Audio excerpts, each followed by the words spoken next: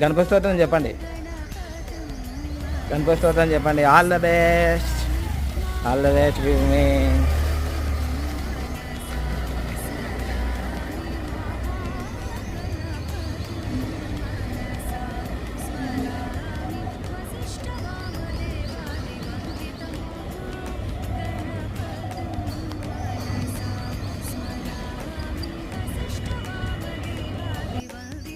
All the best. So మొదటి రోజు కాలేజీకి వెళ్తున్నారు కదా, ఇది సంతోష్ నగర్ క్రాస్ రోడ్లో. Okay, thank you. Happy Bharat.